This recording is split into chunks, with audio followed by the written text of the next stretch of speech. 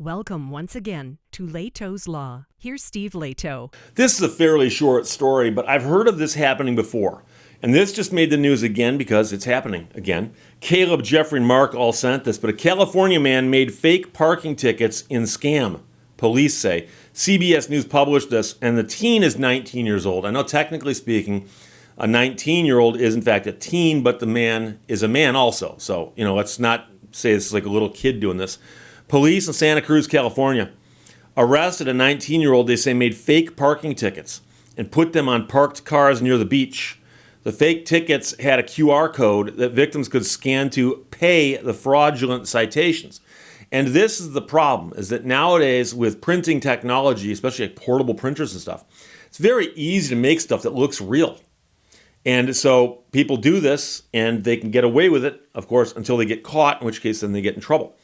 The man put the fake tickets, which directed potential victims to a website to pay a fine, on cars late Wednesday night, said the Santa Cruz police. And of course, the fine they're paying is not real.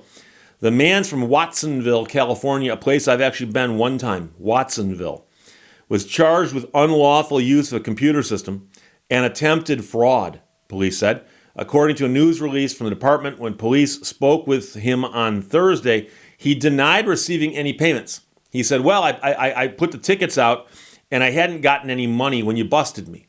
So he's going to make the claim that he hadn't gotten any money, and I suspect that'll be the gist of his defense. Investigators do not know how many fake tickets the man put on cars or how many victims may have paid the bogus fines.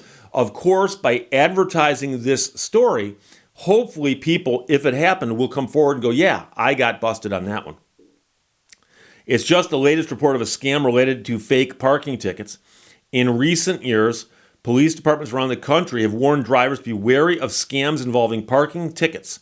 Scams can involve email or text messages, as well as the kind of fake tickets on cars that drivers in Santa Cruz found. Now, if you got a fake ticket via text message or via email, you should probably be suspicious of that. Because I'm not quite sure how parking enforcement would get your number to text you the ticket.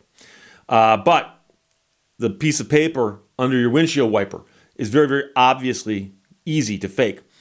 Meanwhile, a consumer advocate named Christopher Elliott, who wrote a book called How to Be the World's Smartest Traveler, told CBS Money Watch a few years ago that technology like handheld printers made parking scams easier, and drivers should be vigilant. There is a certain arbitrariness about parking tickets, and scammers take advantage of that. You get a ticket on your windshield, you're likely to just pay it.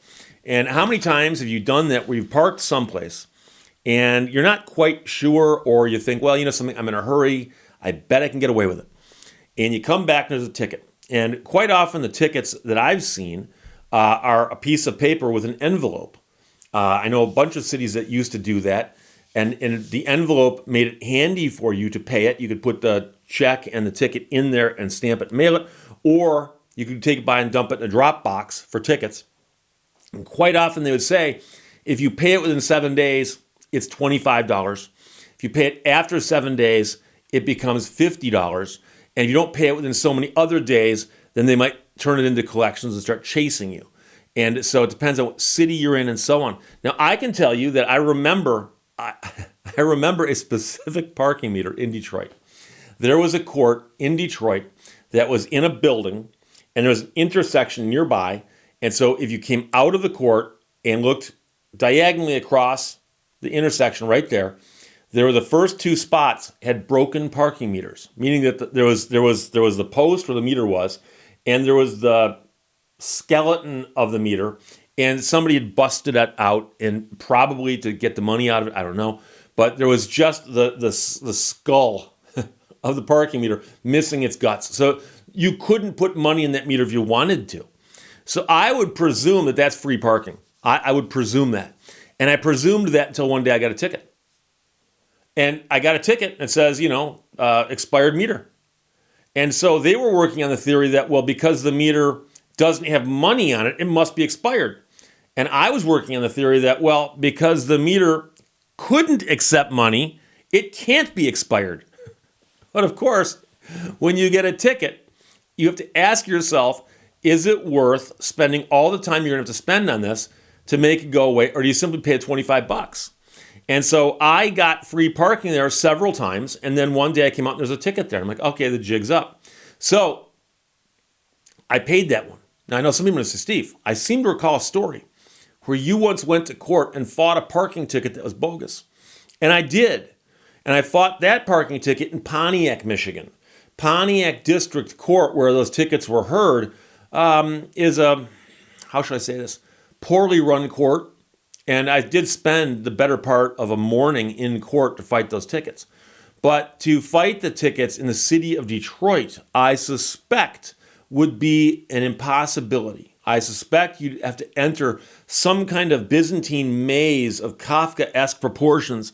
And by the time you came out, not only would you lose, but you'd be a different person. I'm convinced it would be that bad. So I just paid that and moved on with my life. Now, modern parking technology is amazing. I know places where there's a kiosk, you go put money in the kiosk and it prints out a little thing, you put that on your dashboard.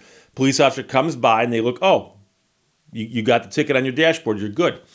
I've also seen the ones where Royal Oak, Michigan, for instance, actually has a kiosk, but it's also got these little camera, like almost like the cameras they have on the end zone pylons. They've got those all along the road there. And so when you pull into a parking spot, there's a camera that can see your back license plate.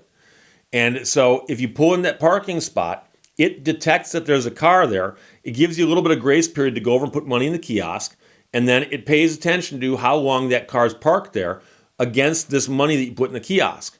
And if the money runs out, it then takes a picture of your car's license plate and says, you overstayed your welcome in this parking space. You now owe us money.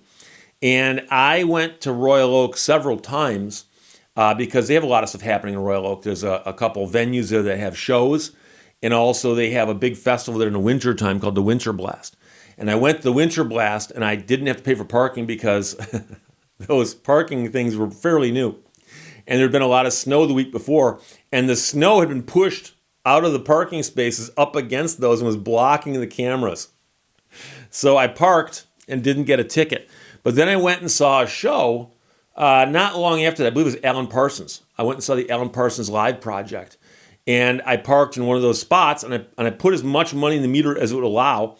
But it was a meter that basically limited you to so many hours of parking. And the show ran long. And in the good old days, you'd go, okay, but what are the odds that the meter reader would be out there writing tickets? Well, unfortunately, his machines don't sleep. And they're always there. So the entire time that I was inside listening to Alan Parsons and his live project, there was a camera facing at the back of my truck going, okay, we're counting down. 3, 2, 1, boom. Overstayed the... And I'm sure they raise a lot of money, but it makes parking in Royal Oak less fun. So here's the deal.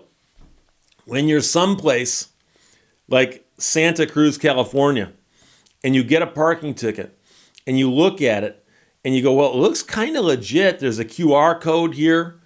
Most parking tickets now have got a bunch of identifying information on them, such as phone numbers you can call, websites you can visit, and so on. So the QR code is not enough to make that official. A QR code is not that difficult to come up with. So if you got a parking ticket and you're curious about it, I would call the number on it or look it up on the website that's on the ticket, because there should be phone numbers and websites, things of that nature. And I realize that someone could go to all the trouble to fake all that also, but I have a feeling they don't.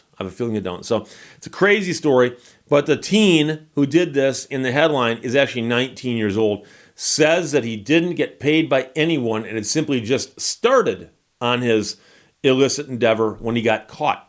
So it's a crazy story, but out of California. But keep in mind that they've already seen this happening in Florida, Missouri, and Washington, D.C., among others. So there you go. California teen made fake parking tickets in a scam. Police say he's been arrested. We'll see what happens. CBS News ran it. Caleb, Jeffrey, and Mark all sent it. Thanks a lot. Questions or comments, put them below. Let's talk to you later. Bye-bye. Thank you for watching Lehto's Law. Don't go looking for opportunities. Instead, make opportunities happen.